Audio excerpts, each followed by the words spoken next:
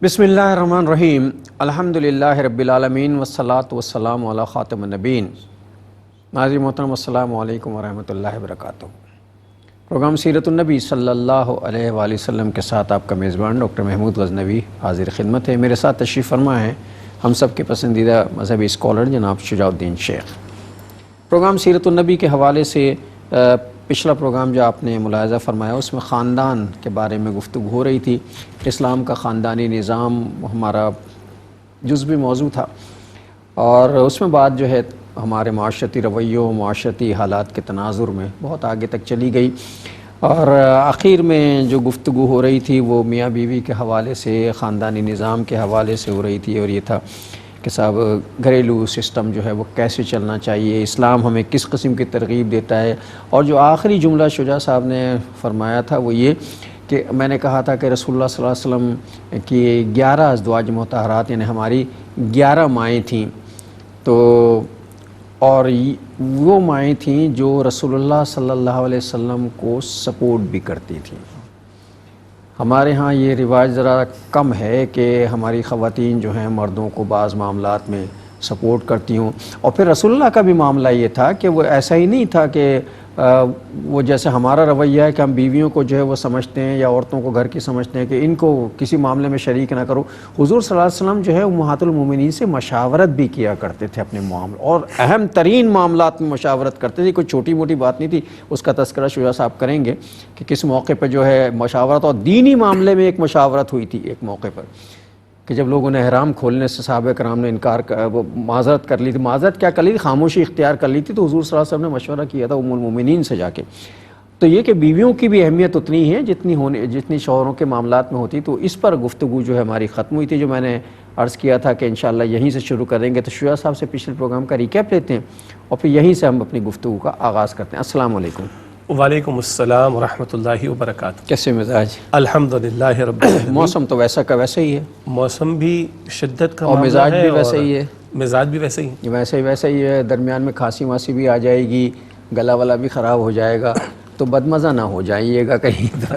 بہرحال سما خراشی کے قبل از وقت معذرت۔ جزاک اللہ خیر ڈاکٹر صاحب۔ بسم اللہ الرحمن الرحیم۔ اللہم صلی علی محمد وعلی آل محمد وبارک وسلم۔ رب اشرح لی صدری ویسر لی امری واحلل عقدۃ من لسانی یفقہوا قولی واجعل لی وزیرا من اہلی آمین یا رب العالمین۔ ڈاکٹر صاحب گزشتہ پروگرام میں جیسے کہ آپ نے فرمایا کہ بات ہوتے ہوتے خاندانی نظام اور پھر گھریلو معاملات اور طلاق کی کثرت اور خلا کی کثرت، اور پھر میں نے مزید اضافہ کیا نکاح کے انکار تک باتیں جا رہی ہیں، مغربی دجالی تہذیب کے اثرات ہیں، شیطان کے حملے ہیں، اس سب پر ہم نے کلام کیا۔ پھر زوجین کے تعلق حوالے سے ہم نے باتیں کی، اور جس طرح دین چاہتا ہے کہ یہ تعلق مضبوط ہو اس پر ہم نے کلام کیا۔ شوہر اور بیوی یہ بیسک یونٹ ہے، یہ بیسک یونٹ ہے سوسائٹی کا، اگر یہ گھرانے مضبوط ہوں گے تو معاشرے مضبوط ہوں گے، اس پر ہم نے کلام کیا۔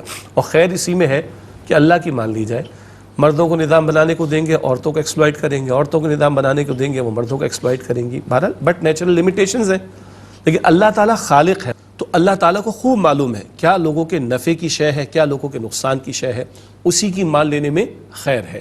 اور آج یہ چیز ہم سے مس ہو گئی ہے، ہم کہتے ہیں میں کسی سے کم نہیں، میری عقل میری مرضی، میری عقل میرا فیصلہ، میں ہی سب کچھ، یہ ہے گڑبڑ اصل میں۔ تو خیر اسی میں کہ بندہ جھک جائے اللہ تعالیٰ کے سامنے اور اللہ کے پیغمبر علیہ السلام کی دی ہوئی تعلیم کو فالو کر لے، یہ کریں گے تو گھروں میں سکون آئے گا انشاءاللہ تعالیٰ۔ مرد کی اپنی اہمیت ہے، اس کے ذمہ باہر کے کام زیادہ لگائے گئے، عورت کی اپنی اہمیت، اس کے ذمہ گھر کے کام زیادہ لگائے گئے، اور یہ ایک دوسرے کے لیے سپورٹیو رول ہے۔ اور یہ جب یہ مائکرو الفاظ اللہ تعالیٰ نے یاد دلا دیے، ہمارے مائکرو لیول ٹھیک ہوگا تو ہم میکرو لیول کی ٹھیک کرنے کی باتیں کر سکیں گے، اور اگر ہمارا مائکرو لیول ڈسٹرب ہے تو میکرو لیول پہ کیا پالیسیز بنائیں گے، کیا ڈیسیجنز لے سکیں گے۔ ان امور کے حوالے سے پچھلے پروگرام میں ہم نے کلام کیا، اور آخری بات جس پر ہم آگے بات کر لیتے ہیں کہ ہمارے لیے آئیڈیل ترین گھرانہ لقد کان لکم فی رسول اللہ اسوۃ حسنہ، وہاں سے دیکھیے کہ کس طرح ازواج مطہرات کا ایک بڑا سپورٹیو رول تھا امام الانبیاء صلی اللہ علیہ وآلہ وسلم کے لیے۔ نبی کریم صلی اللہ علیہ وسلم کی حیات طیبہ جو ہے ہمارے لیے بہترین نمونہ ہے، اور خاص طور پر خانگی زندگی، فیملی لائف وغیرہ وغیرہ یہ۔ اور شجاع صاحب نے ایک بڑا اچھا جو ہے وہ ٹرم استعمال کی کہ مائکرو لیول پر آ کر اگر ہم صحیح ہو جائیں تو میکرو لیول ہمارا خود بخود بوسٹ کر جاتا ہے۔ اور اس کی وجہ یہ ہے کہ گھر میں حالات بہت اچھے ہوں گے، آدمی بالکل پرسکون ہو کے ریلیکس ہو کے گھر سے نکلے گا، خوش و خرم نکلے گا، ساری توانائیاں اس کی مجتمع ہوں گی، انرجیز اس کی جمع ہوں گی، اس کی کریٹیوٹی جسے ہم تخلیقی کام کہتے ہیں وہ بڑھے گا، ذہنی صلاحیت بڑھے گی، اور اس کی جو ہے جسمانی صلاحیت بڑھے گی، وہ آگے جا کے بہت ترقی کرے گا۔ اور جو گھر سے لڑ جھگڑ کے نکلے گا، اس کا دماغ گھر میں پڑا ہوگا، غصے میں ناشتہ بھی نہیں کر کے گیا ہوگا، تو وہ دماغ سے نہیں سوچے گا، معدے سے سوچنا شروع کرے گا، پہلے جا کے مجھے ناشتہ کرنا ہے اور کچھ نہیں کرنا۔ اور جب وہ جا کے ناشتہ کرے گا تو پھر اسے اس بات پہ غصہ بھی آ رہا ہوگا کہ گھر کا ناشتہ نہیں ملا، بازار کا ناشتہ ملا ہے، تو وہ جو ناشتہ دینے والی تھی اس نے میرے ساتھ ظلم کیا ہے۔ اب معاملہ شروع ہو گیا، بس دلوں میں دراڑیں پڑنا شروع ہو گئیں نا، بال آنا شروع ہو گیا، اور جس شیشے پہ بال آ جائے وہ پھر جاتا نہیں ہے کبھی۔ اسی لیے اصل میں نے عرض کیا تھا کہ اللہ کو مان کر اللہ کی مان لینے میں خیر ہے، اور امام الانبیاء علیہ السلام کے اسوہ کو ہم سامنے رکھیں اور حضور کی تعلیمات کو سامنے رکھیں۔ اچھا، لوگ اس بات کو بس کہتے ہیں جی بڑا اچھا واعظ ہے، او بھائی اسی واعظ میں خیر ہے۔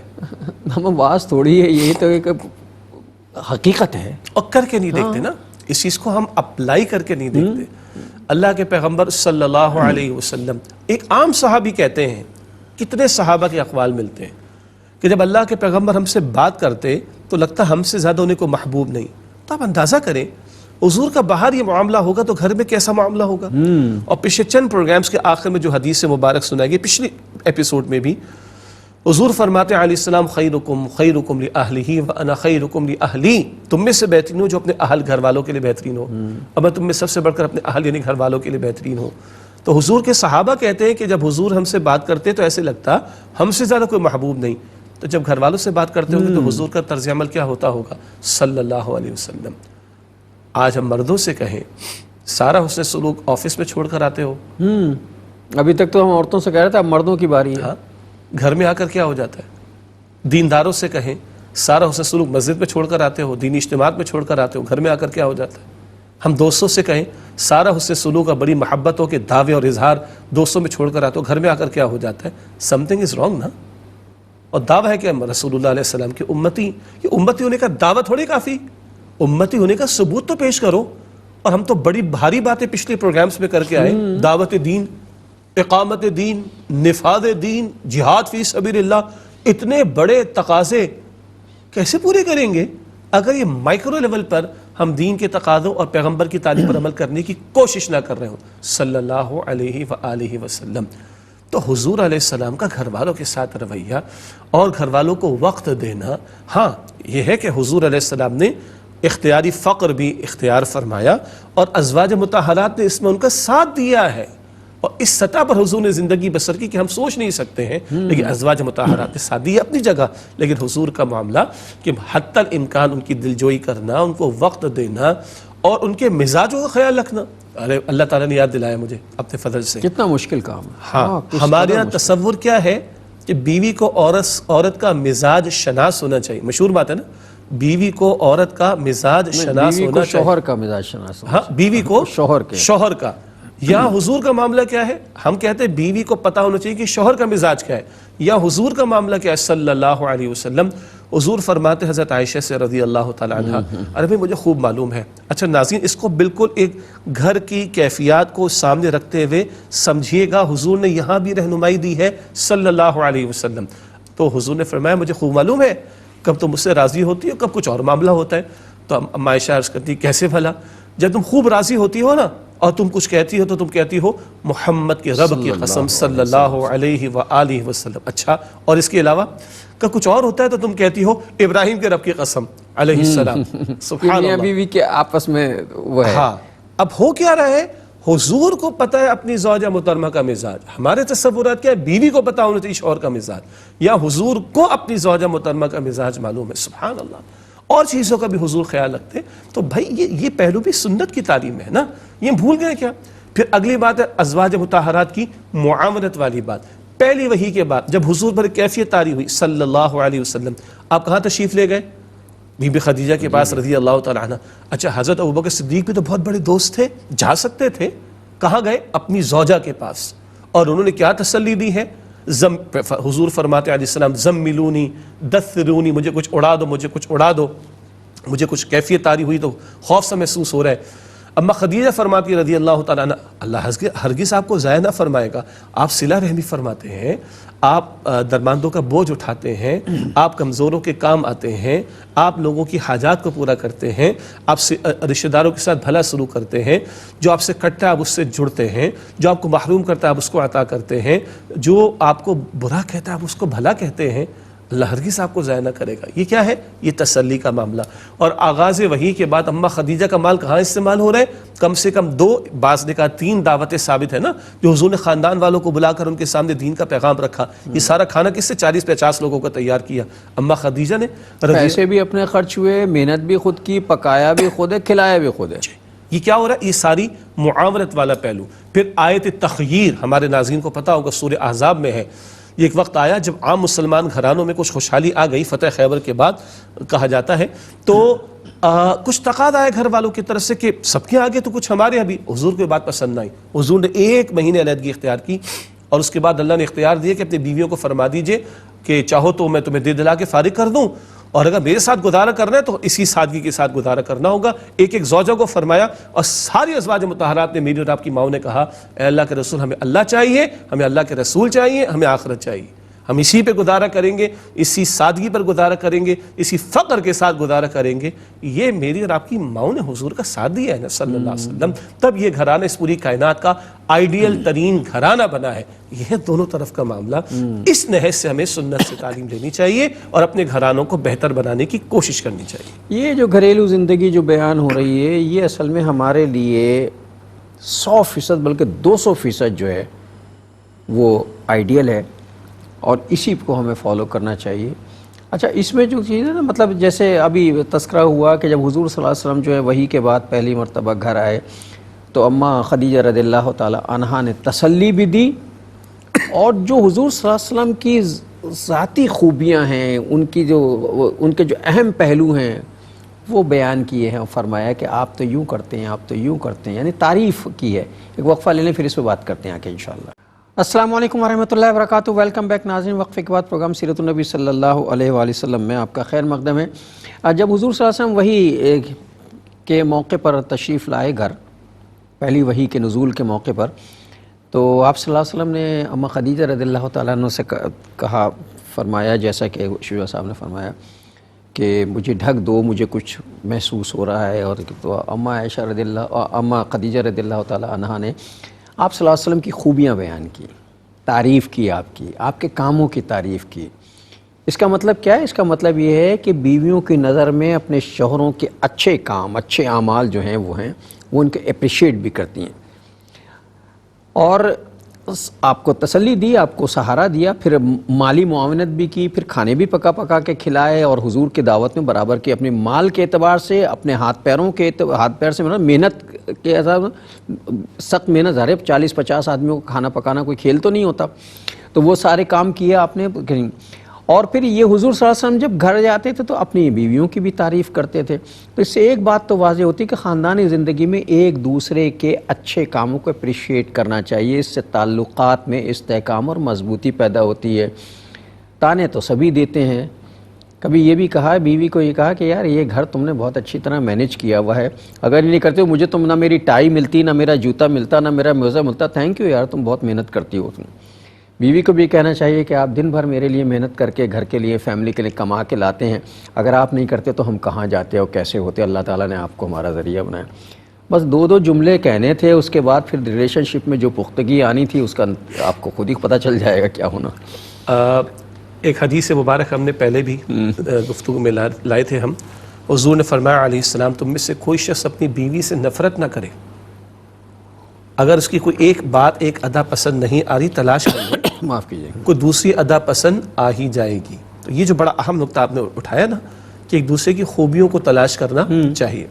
ڈاکٹر صاحب یہ 2 دن پہلے ہم لاہور سے آ رہے تھے, ہمارے ایک دوست ہیں وہ کراچی یونیورسٹی میں PhD ہیں فزیولوجی میں, تو ساتھ ہی ہم تھے تو بات چیت ہوتی رہی. تو ایک صاحب ان کے پاس آئے, جی بیوی سے جھگڑا ہو گیا, یہ ہو گیا, وہ ہو گیا, فلاں فلاں.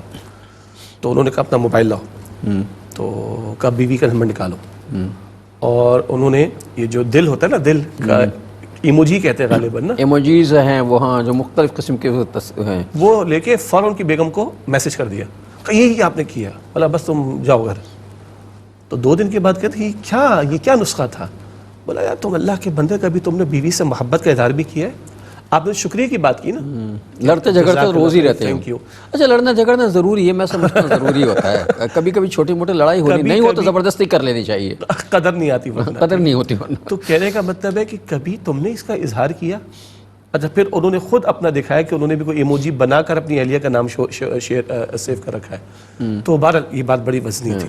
تو یہ وہ شے ہے کہ ایک دوسرے کی خوبیاں تلاش کرنی چاہیے اور ایک دوسرے کی دونوں کے لیے ضروری، ایک دوسرے کے لیے شکر گزاری کے جذبات، اور ایک دوسرے کی جو شارٹ کمنگز ہے نا، یعنی کمی کوتاہی ہے، وہ کس میں نہیں ہوتی، اس پر پردہ ڈالنے کا معاملہ. جب شوہر بیوی کو لباس کہا تو لباس کا ایک بڑا فنکشن کیا ہے؟ یہاں کٹ لگا ہوا ہے، یہاں کوئی دبا لگا ہوا ہے، چھپ گیا ہے نا. تو ایک دوسرے کے عیوب پر پردہ ڈالنے بنے اور اصلاح کا باعث بننے کی کوشش کریں. تو اگر ایک دوسرے کی بھلائی کی طرف بلکہ خوبیوں کی طرف نگاہ ہوگی اور اس کی اپریسیشن بھی اگر ہوگی تو، اور یہ فطرت انسانی. آپ تو کمیونیکیشن کے ڈپارٹمنٹ میں رہے کراچی یونیورسٹی میں، کہ انسان سب سے زیادہ کیا پسند کرتا ہے؟ نمبر 1 اپنا نام، اور نمبر 2 اپنی تعریف. یہ انسان کی فطرت میں. اور سبحان اللہ کے پیغمبر علیہ السلام سے بڑھ کر کو ہمیں نفسیات سکھا سکتا ہے. حضور نے کیا فرمایا صلی اللہ علیہ وسلم؟ چند مواقع پر جھوٹ بولنے کی یعنی مبالغہ آرائی کرنے کی گنجائش ہے، یہ خلاف واقعہ بات کہنے کی گنجائش ہے. جنگ کے موقع پر 2 افراد میں صلح کرانے کے لیے اور شوہر بیوی کے تعلق کو بڑھانے کے لیے. آج عشق و محبت کی داستانیں، نکاح کے بندھن کے بغیر تعلقات، لیلا مجنوں کے یہ قصے، آگے کے نام ہم نہیں لے رہے، یہ سارے جھوٹ پر مبنی بھی ہوا کرتے ہیں اور ایک اور آرٹیفیشل قسم کا معاملہ ہوتا ہے. وہاں دنیا جہاں کے قلاب آسمان و زمین کے ملا دیتے ہیں، ایسا ہی ہے نا. اور جہاں تعلق قائم ہے وہاں کچھ بھی نہیں. تو یہاں تو جائز ہے کہ شوہر اپنی بیوی کے لیے محبت کے اظہار میں کیا نا ایگزیجریشن بھی کر لے، مبالغہ آرائی بھی کر لے، تو جائز نہیں بلکہ مطلوب ہے، تاکہ یہ تعلق کیا ہو، مضبوط تر ہوتا چلا. اب آپ سن رہے ہیں نا سارے لوگ، تب آپ ایسا کیجئے، اگر آپ گھر سے باہر ہیں تو اپنی اہلیہ محترمہ کو جو میسیج کیجئے ایک ذرا اچھا سا. اور جو خواتین گھر میں یہ پروگرام سن رہی ہیں نا، جو منہ پھلائے بیٹھی ہوئی ہیں، وہ اپنے شوہر کو بھی تھینک یو کا ایک میسیج کر دیجیے. پھر شام کو آ کے وہ خود ہی پوچھتے ہیں کہ کائے کا تھینک یو. پھر لڑیے گا دونوں ایک دوسرے سے. اس کے اثرات دیکھیے. دونوں لڑیے گا اور لڑنے کے بعد پھر اس کے اثرات دیکھیے کیا ہوگا. نیچرل بات ہے. ہماری محبتوں کے دعووں اور اظہار کے رخ شاید کئی مرتبہ غلط مقامات پر ہیں، غلط رخ پر ہیں، جہاں ہونا چاہیے وہاں پر نہیں. اور حضور پتہ ہے کیا فرماتے صلی اللہ علیہ وسلم؟ تمہیں جس سے محبت ہو اس کا اظہار کرنا، اس کا اظہار کیا کرو. اظہار کرنا ضروری ہے. دوست بھی ہو سکتا ہے، گھر والے بھی ہو سکتے ہیں، بچے بھی ہیں، بچے بھی ہو سکتے ہیں، ماں باپ بیوی بھی ہو سکتی ہے، ماں باپ ہو سکتے ہیں، استاد ہو سکتا ہے. جائز رشتے. ہاں محبت کا اظہار کہیں سرے عام نہ کر دیجیے گا کسی سے جا کے، اپنی ذمہ داری پہ کیجیے گا. پھر ہمارے آپ چائے کے 2 گھونٹ لیجیے تاکہ آپ کا گلا صاف ہو. میں ذرا ناظرین سے بات کروں. تو ناظرین مطلب یہ جو بنیادی دیکھیں، اصل میں ہمارا بنیادی مقصد اس پروگرام کو کرنے کا یہ ہے کہ وہاں گھریلو زندگیوں میں جو ناچاکیاں پیدا ہوئی ہیں، خدا نخواستہ اللہ نہ کرے ہوئی ہوں، ایسے ہوتی ہیں، ہمارے گھر میں بھی ہوتی ہیں. پتہ نہیں شجاع صاحب کا مجھے نہیں پتہ ان کیا ہوتی ہیں. ہم سب کے گھروں میں ہوتی ہے. سب کے گھروں میں آسمان. میرے یہاں کچھ زیادہ ہوتی ہیں، اس لیے کہ میرا غصہ ذرا تیز ہے اور مجھے ایک دم غصہ آتا ہے اور بالکل سمندر کے جھاگ کی طرح بیٹھ جاتا ہے. تو میرے گھر والے تو مجھے ویسے بھی کہتے ہیں آتش دان کی طرح جو ہیں ہر وقت بھڑکتے رہتے ہیں. ایک اس کا نسخہ بتا دوں. ہمارے ابا مرحوم اللہ مغفرت فرمائے، ان کو غصہ آتا تھا. مجھے بہت غصہ آتا. اچھا مزے کی بات ہے، وہ گھر سے باہر چلے جاتے تھے، ایک چکر لگا کے گھر واپس آ جاتے تھے. ختم. بھائی غلط جگہ نہ اظہار کریں اپنے غصے کا اپنوں پر. مطلب آپ یونیورسٹی پہ پڑھاتے رہے، میں بھی پڑھاتا رہو، غصہ آیا ہے اسٹوڈنٹس پر، اتر رہے کہاں پر آ کر؟ ہاں اسٹوڈنٹ پہ تو اتارتے نہیں تھے، گھر پہ اتار دیتے تھے. یونیورسٹی سے باہر بھی تو جانا کہنے چاہیے. مطلب کہتے ہیں کہ غصہ بڑا عقل مند ہے، بڑا دیکھ کر آتا ہے. ہاں کمزور پہ آتا ہے، کمزور طاقتور پہ نہیں آتا. انہیں جوابی غصہ بھی آ سکتا ہے. تو ہمارے ابا مرحوم تو یہ کرتے تھے، گھر سے باہر چلے جاتے تھے.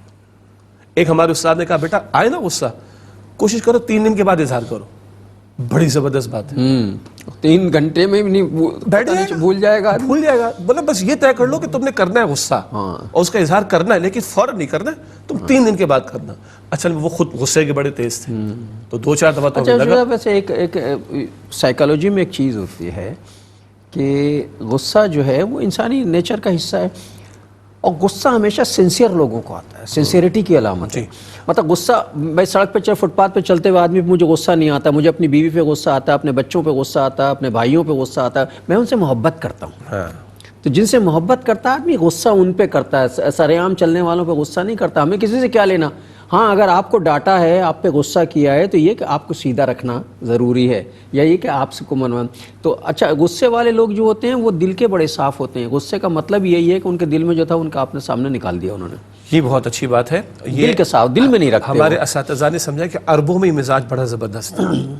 ہمارے یہاں مسئلہ کیا ہے، انڈو پاک کا پال پال کے اپنے دل میں نہیں پال رکھتے، دل کو بڑا کرتے ہیں. غصے کا اظہار کر دیں. اچھا پھر اظہار کا طریقہ بھی ہوگا نا. ہاں مطلب بدتمیزی نہ ہو. ہاں بدتمیزی نہ ہو، یعنی کہ ساری محبت، ساری مشقت، ساری جو اس نے ایثار کیا اسے سائیڈ میں رکھ دیا، وہ ایک طرف رکھ کے سارا دھڑام سے نکال دیا. نہیں، یہ نہ ہو. مناسب انداز سے دیکھو تمہاری یہ بات صحیح نہیں لگی مجھے، اس بات پر مجھے غصہ ہے، دیٹس اٹ، بات ختم. یہ تھوڑی کہ میں بھڑکنا شروع کر دوں، آنکھوں سے جو ہے وہ شعلے نکلنا شروع کر جائے، کان سے دھواں نکلنا شروع ہو جائے، چہرے کی جو ہے وہ کیفیت بالکل بدل جائے. اس کی کیا ضرورت پڑی؟ اپنا نقصان کر رہے ہیں. بلکہ کہا نا، کہتے ہیں کہ غصے کا جب اظہار بندہ کرتا ہے تو اس کے جسم کے 40-50 اعضاء کی انرجی لگتی ہے. مسکراہٹ میں 3-4 اعضاء کی لگتی. تو کیا ضرورت پڑی اپنی انرجی کو ضائع کرنے کی، خواہ اپنے آپ پر مشقت ڈالنے کی؟ تو غصے کے اظہار کا بھی کوئی طریقہ ہوگا نا. اور ایک اور بات، سبحان اللہ، اما عائشہ کیا فرماتی رضی اللہ تعالی عنہ، حضور کو ذاتی انفرادی معاملات میں کبھی غصہ نہ آتا، کبھی آپ بدلہ نہ لیتے. سبحان اللہ. ہاں جب اللہ کی حدود میں سے کوئی حد ٹوٹتی، اللہ کا کوئی حکم ٹوٹتا، تو سب سے زیادہ غصہ اللہ کے رسول کا آتا تھا صلی اللہ علیہ وسلم. اور ہمیں اس پہ نہیں آتا. ہمیں اس پہ نہیں آتا. اس کا مطلب ہے کہ ہماری ترجیحات بدل گئی نا. تو غلط جگہ غصے غلط نکل رہے. اگر صحیح جگہ غصہ نکلے تو غلط جگہ نکلنے کا مسئلہ ہی پیدا نہیں ہوگا. یہ ہے مسئلہ ہمارا. ان کو آتا ہے پیار پہ غصہ، ہم کو غصے پہ پیار آتا ہے. مسئلہ یہ کہ جہاں غصہ نکلنا چاہیے وہاں نہیں نکلتا. اللہ کی حدود ٹوٹ رہی ہیں، دین میں اختراعات پیدا کی جا رہی ہیں، نئی چیزیں ایجاد ہو رہی ہیں، اللہ کے دین کا مذاق اڑایا جا رہا ہے، ہمیں غصہ ہی نہیں آتا. یہ جگہ تھی. اچھا، غصہ کرنے والے لوگ جو ہیں، جن چیزوں پہ جو ہے غصہ آتا ہے نا، جن لوگوں پہ ہمیں غصہ آتا ہے، وہ ہماری سنسیئرٹی کی علامت ہوتی ہے کہ ہم کتنے اندر سے مخلص ہیں. آج ہمیں دین کے معاملے پہ غصہ نہیں آتا، اس کا مطلب یہ ہے کہ ہم دین کے معاملے میں مخلص نہیں ہیں. ہمیں اپنے اخلاص پہ غور کرنا چاہیے. جی، دین کے معاملات بگڑتے ہوئے ہمیں غصہ نہیں آتا. جی. اور دیکھیے پھر وہی بات، ہماری تو کوئی بات ہی نہیں، حضور کی بات صلی اللہ علیہ وسلم. عائشہ رضی اللہ تعالی عنہ فرما رہی کہ سب سے زیادہ غصہ حضور کو آتا جب اللہ کا حکم ٹوٹتا. اب ایک اور اہم بات، ہمارا دین فطرت ہے نا. ہمارے فطری جذبات کو دین نے کچلا نہیں ہے. ہماری فطرت میں غصے کا عنصر شامل ہے. دین نے چینلائز کیا ہے، صحیح رخ پر ڈھالا. جب حکم الہی ٹوٹے اور اس پر غصہ آئے تو یہ مثبت ہے نا.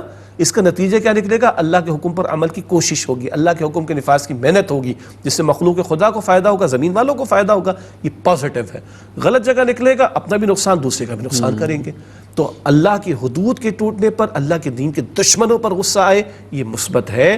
نہ کہ غلط جگہ پر نکال کر اپنوں کو ہی جو ہے ہم مورد الزام ٹھہرائیں، اپنوں پر ہی جو ہم سختیاں کریں، اپنے لیے مشکلات پالیں، ان کے لیے مشکلات پیدا کریں. بیوی نماز نہیں پڑھتی، اس پہ غصہ نہیں آتا. بیوی کھانا پکانے میں دیر کرتے تو بڑا غصہ آ جاتا ہے. بچے نماز نہیں پڑھتے، بچے دین پہ عمل نہیں کرتے، ہمیں غصہ نہیں آتا. بچے ہماری نافرمانی کر لیں تو ہمیں بڑا غصہ آ جاتا ہے.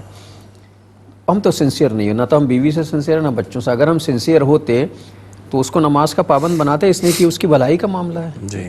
محبت کا تقاضا تو یہ تھا کہ بھئی میں جس راستے پہ چل رہا ہوں یہ بھی اس راستے پہ میں جس راستے کو اچھا سمجھ رہا ہوں تو اسے بھی اچھا سمجھ کے اس راستے پہ چلیں. اس پہ ہمیں غصہ نہیں آتا. جی. اور اللہ تعالیٰ کیا فرماتا قرآن پاک میں سورہ تحریم کی آیت نمبر 6 میں، یا ایھا الذین آمنوا قوا انفسکم واہلیکم نارا، اے ایمان والو اپنے آپ اور اپنے گھر والوں کو جہنم کی آگ سے بچاؤ.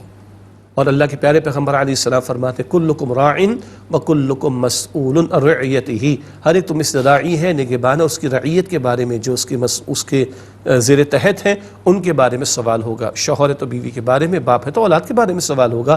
یہ ہم بھول گئے، یہاں ہماری جذباتی نہیں، ہمارے یہاں ہمیں غصہ نہیں آتا۔ بہرحال ایک وقفہ لیتے ہیں، پھر آ کے اس پر بات کرتے ہیں انشاءاللہ۔ السلام علیکم ورحمۃ اللہ وبرکاتہ، ویلکم بیک ناظرین۔ وقفے کے بعد پروگرام سیرت النبی صلی اللہ علیہ وآلہ وسلم میں آپ کا خیر مقدم ہے۔ بات غصے کی ہو رہی تھی، کہاں غصہ آنا چاہیے، غصے کو چینلائز کرنا چاہیے۔ اب کمال کی بات ہے، اس وقت مجھے میں گلٹی فیل کر رہا ہوں اپنے آپ کو۔ اس پروگرام سے ویسے بڑا فائدہ ہوا ہے کہ اپنے اندر جو ہے وہ ایک کاؤنٹر اٹیک کرنے والا زندہ ہو گیا، وہ بار بار کہہ رہا اچھا تم یہ بات کر رہے ہو نا، اپنے آپ کو دیکھو ذرا۔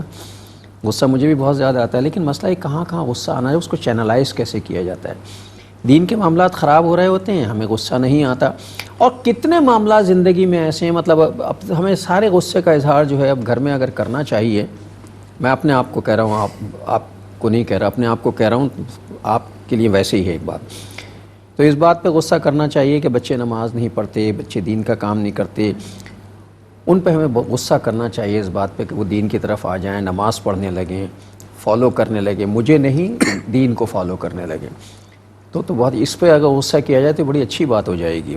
جی دیکھیے ایک اور پہلو بھی شاید گزشتہ پروگرام سے بات ہم نے کی ہے، اگر زندگی میں مقصدیت شامل رہے نا تو زندگی بڑی خوبصورت ہو جاتی ہے۔ اور ایک مسلمان کا مقصد کیا ہے؟ اللہ راضی ہو جائے اور اللہ اپنی رضا کے مقام جنت تک ہمیں پہنچا دے۔ ہمارا یقین ہے یہ دنیا عارضی ہے، یہ ختم ہو جائے گی، کچھ نہیں پتہ۔ ہمارا اصل مسئلہ آخرت کا ہے نا۔ تو کیا میں اور میرے گھر والے ایک پیج پر ہیں؟ مثلاً ایک صاحب سے پوچھا گیا کہ گھر والوں کے لیے کیا سوچا، آج کل کارپوریٹ سیکٹر میں اصطلاح چلتی ہے ویژن مشن، تو گھر والوں کو کیا ویژن سیٹ کیا آپ نے؟ تو ان صاحب نے کہا 2 آیتیں قرآن پاک کی، سورہ فجر کی آخری 2 آیتیں ہیں، فَادْخُلِي فِي عِبَادِي وَادْخُلِي جَنَّتِي، اللہ تعالیٰ اعلان فرما دے کہ داخل ہو جاؤ میرے بندوں میں اور داخل ہو جاؤ میری جنت میں۔ تو کیا ہم اللہ کے بندے بننے کی کوشش کر رہے ہیں؟ مشن تو یہ ہے۔ ہاں، اور کیا جنت ہمارے مطمع نظر ہے؟ اور کیا میں اپنے ساتھ اپنے پیاروں کے لیے اللہ کی بندگی کرنے کو پسند کرتا ہوں؟ اور کیا میں اپنے پیاروں کے ساتھ اپنے ساتھ ساتھ اپنے پیاروں کے لیے جنت میں داخلہ چاہتا ہوں؟ Am I serious for that? میں نے لاکھوں کروڑوں روپے دنیا پہ لگا دیے اپنی بچوں کی خاطر، فائن، مگر مجھے پتا ہے میں 2 فٹ نیچے جاؤں، میری اولاد 2 فٹ نیچے جائے، میری اولاد کی اولاد 2 فٹ نیچے قبر میں جائے، یہ لاکھوں کروڑوں کے اربوں خربوں بھی ان کے ساتھ نہیں جائیں گے۔ کلیئر کر لینا اس چیز کو، اور پھر اس مشن میں ہم ایک دوسرے کے ہم مقصد بن جائیں۔ کیا ہم نہیں چاہتے کہ میں اور میری بیوی جنت میں ساتھ ہوں؟ کیا ہم نہیں چاہتے کہ ہماری اولاد ہمارے ساتھ جنت میں ساتھ ہو؟ کیا اولاد جو بہن بھائی وہ نہیں چاہیں گے کہ آپس میں جنت میں ساتھ میں ہوں؟ اف یس تو مسئلہ بڑا آسان ہے، تو مقصدیت کو شامل کر لیں بھائی، مقصدیت کو شامل کر لیں۔ بڑا پیارا مقام ہے، ناظرین نوٹ کیجئے، خدا را پڑھیں اور بچوں کو سنائیں، گھر والوں کو سنائیں، کہیں بورڈ پر لکھوا دیں کہ جنتی گھرانہ کیسا ہوتا ہے۔ سورہ طور آیت 21، 27واں پارہ سورہ طور آیت 21 ہے، والذین آمنوا واتبعتهم ذریتهم بایمان الحقنا بهم ذریتهم وما التناهم من عملهم من شیء، جو ایمان لائے اور ان کی اولاد نے ایمان میں پیروی کی، نہ مال، نہ جائیداد، نہ فیملی بزنس، نہ پروفیشن، نہ کیریئر، یہ سب اپنی جگہ، ایمان پر ماں باپ، اولاد بھی ایمان پر، دیگر مقامات پر قرآن پاک میں ایمان کے تقاضے بھی آتے ہیں، تو ماں باپ ایمان پر، اولاد ایمان پر، الحقنا بہم ذریتہم، ان کی اولاد کو ملا دیں گے، وما التناہم من عملہم من شیء، عمل میں کمی نہیں کریں گے ان کے۔ کیا مطلب؟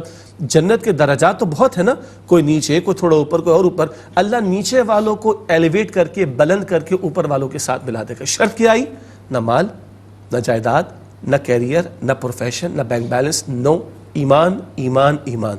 اگر یہ مقصد ہمارے گھر والوں کا بن جائے تو ہمارے جھگڑے رہیں گے؟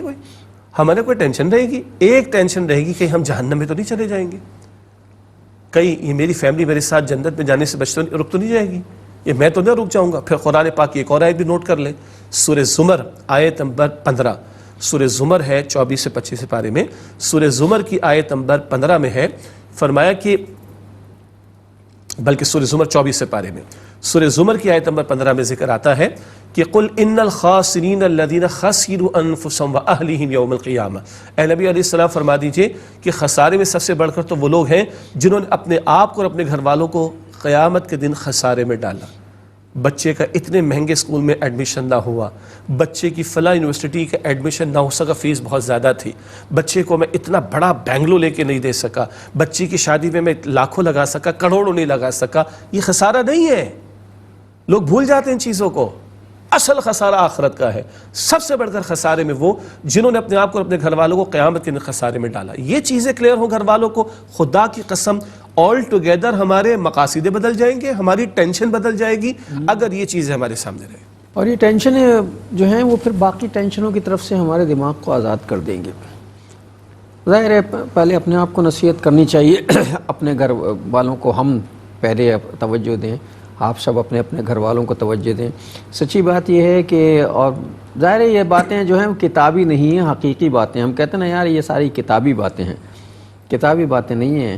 اصل میں اس وقت ہماری آنکھیں بند ہیں. جس وقت ہماری یہ ظاہری آنکھیں بند ہوں گی نا، اصل آنکھ تو اس وقت کھلے گی.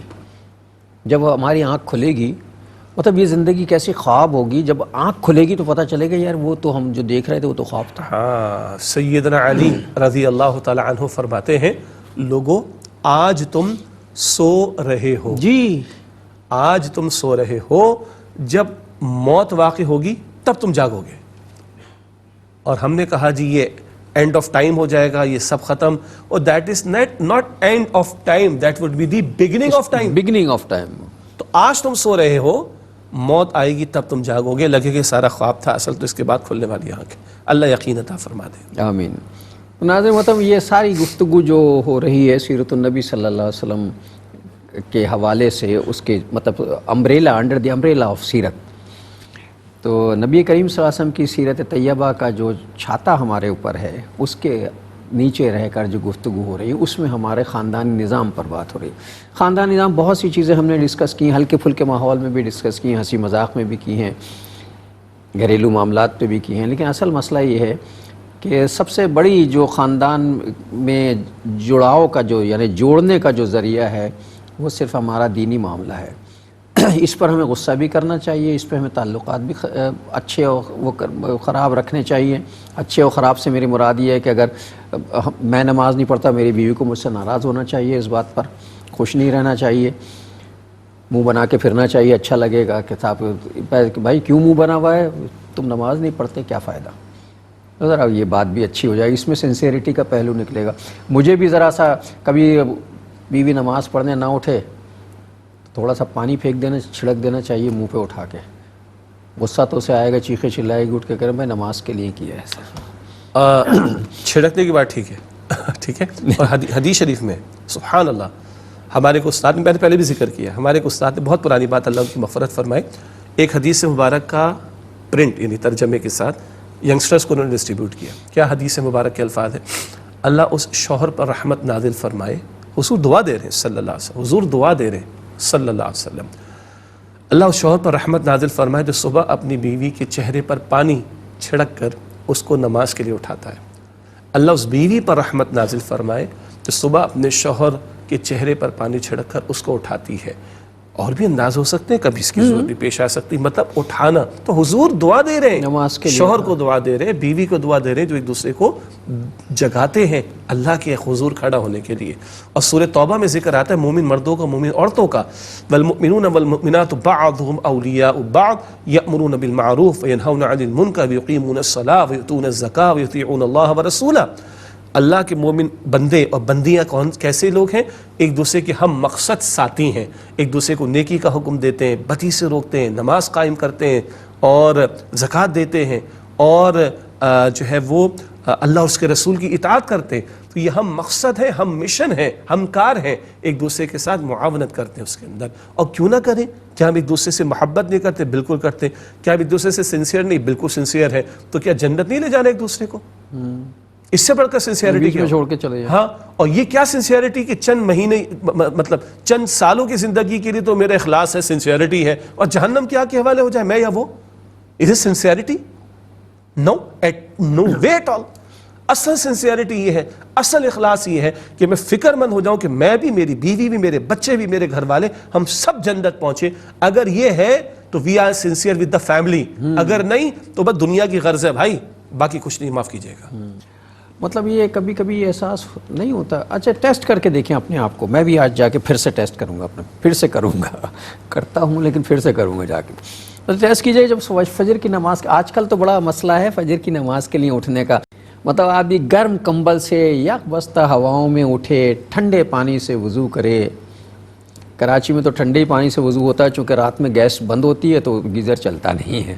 ٹھنڈے پانی سے وضو کرے اور نماز کے لیے باہر نکل کے ہوا میں جائے. اور ذرا یہ دیکھے کہ جب میں نماز کے لیے اٹھا ہوں اور میری بیوی پڑی ہوئی سو رہی ہے، یا وہ نماز کے لیے اٹھی اور میں پڑا ہوا سو رہا ہوں، تو یہ مجھے احساس ہوتا ہے کہ یار میں اس کے ساتھ بڑی زیادتی کر رہا ہوں. میں تو ایک نیکی کا کام کر رہا ہوں، اس بیچاری کو میں نے چھوڑ دیا. یا وہی سوچے کہ یہ بیچارہ جو ہے نیکی سے محروم، اس کو بھی اٹھا دو. یہ سنسیریٹی ہے کہ اگر یہ میں فیل کرتا ہوں، آج فیل کر کے دیکھیے گا کہ صبح آپ نماز کے لیے اٹھیں اور خدا نخواستہ بیوی نہ اٹھیں، لیکن اگر آپ بیوی ہیں اور شوہر نہ اٹھے تو ذرا محسوس کیجئے گا کہ آپ کو یہ تکلیف ہوتی ہے کہ یار یہ آدمی محروم رہ رہا ہے اور میں یہ فائدہ اٹھا رہی ہوں. تو خود غرضی والی بات ہے. جی دو چھوٹی سی باتیں اس کا وہ الفاظ ہیں نا اشعار میں، خزاں ہو کے بہار لا الہ الا اللہ. ہم تو پابند رب کے حکم کے، سردی ہو یا گرمی. ایک بات. دوسری بات ہے بٹ نیچرل گیس کا بڑا مسئلہ ہے. تو بعض لوگوں نے بڑا اچھا کام کیا اور میں اپریشیٹ کرتا ہوں. دیکھیں سردیوں میں ہمارے پنکھے نہیں چلتے، سردیوں میں ہمارے اے سی نہیں چلتے، تو ہمارا بجلی کا بل کم ہو جاتا ہے نا. اور بھائی 1000 1500 2000 3000 کی ایک الیکٹرک کیٹل خرید لیں اور الیکٹرک سے اس کا پانی گرم کر لیں. شوہر بیوی کے لیے گرم کر دے، بیوی شوہر کے لیے گرم کر دے، یا ماں بچوں کے لیے گرم کر دے. تو اتنا خرچہ ہم نہیں کر لیں گے تاکہ ہم فجر میں کھڑے ہو جائیں. اور فجر سبحان اللہ ایک عالم عرب کے عالم کی کتاب ہے، کتاب سے چھوٹا تھا، فجر کے خزانے. سبحان اللہ بڑی احادیث اس میں مبارک، سبحان اللہ. تو یہ 2-4 ہزار کا خرچہ الیکٹرک کیٹل کا، اور بجلی کا بل ویسی سردی میں کم ہے جب اتنی شدید سردی ہو. تو بھائی الیکٹرک کیٹل استعمال کریں، وضو کر لیں. بعض نوجوانوں نے اور مسائل پوچھے، میں نے کہا بیٹا 2 دفعہ کیٹل استعمال کر لو وہ تاکہ تم پاک ہو جاؤ اور نماز کے لیے کھڑے ہو جاؤ.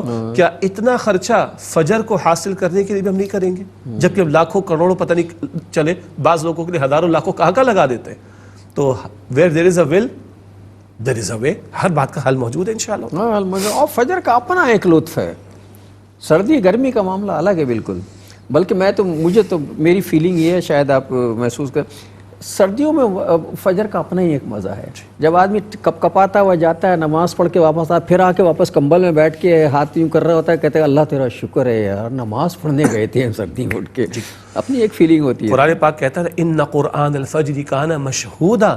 فجر کا قرآن تو بڑا مقبول ہے. ایک ہے اس وقت کی تلاوت اور ایک ہے فجر کی نماز کی تلاوت. رات کے فرشتے جانے والے ہوتے ہیں، دن کے فرشتے آنے والے، تو بڑے مقبول وقت کی بات ہے. ایک پھر حضور نے کیا دعا دی جو ہم نے کئی مرتبہ ذکر کی ہے، اے اللہ میری امت کے صبح کے کاموں میں برکت عطا فرما دے. ہم پڑے سوتے رہتے ہیں، نحوست ہے نا. اے اللہ میری امت کے صبح کے کاموں میں برکت عطا فرما دے. پیغمبر کی دعا لیں، فرشتوں کی حاضری لیں، دن کا آغاز آپ کے نام کے ساتھ کریں، برکت ہی برکت ہے انشاءاللہ تعالی. چلیے ناظرین، یہ بس ویسی ایک بات تھی جو آج اس حوالے سے گفتگو ہوئی. اور یہ کوئی باقاعدہ پروگرام تو ہوتا نہیں، ایک ڈسکشن ہے سیرت کے حوالے سے جو ہم آپس میں کرتے ہیں بیٹھ کر. اور صرف اس لیے کرتے ہیں کہ ایک دوسرے کو یاد دہانی کراتے رہیں اور اپنی بھی اصلاح ہوتی ہے اور آپس میں بھی ایک دوسرے کو. اس کے ساتھ ہی ہمارے آج کے پروگرام کا وقت ختم ہو رہا ہے. جناب شجاع الدین شیخ صاحب سے میں درخواست کروں گا کہ آج کی حدیث ہدیہ کر دیں، پھر رخصت ہوتے ہیں. اللہ کے پیغمبر صلی اللہ علیہ وسلم ارشاد فرمایا من احب للہ وابغض للہ واعطى للہ ومنع للہ فقد استکمل الایمان. جس نے محبت کی تو اللہ کی خاطر، کسی سے نفرت بھی کی تو اللہ کے لیے، کسی کو کچھ دیا تو اللہ کی خاطر، کسی سے کچھ روکا تو بھی اللہ کے لیے، اس نے اپنے ایمان کی تکمیل کر لی. جو آپ نے اشارہ کیا تھا نا، محبت بھی ہو نفرت بھی ہو تو اللہ کی خاطر، یہ ایمان کی تکمیل کا باعث. اور ناظرین محترم، اس کے ساتھ ہی ہمارے آج کے پروگرام کا وقت ختم ہوا. اگلے پروگرام تک کے لیے جناب شجاع الدین شیخ اور اپنے میزبان ڈاکٹر محمود غزنوی کو اجازت دیجیے. اللہ نگہبان، والسلام علیکم ورحمۃ اللہ وبرکاتہ.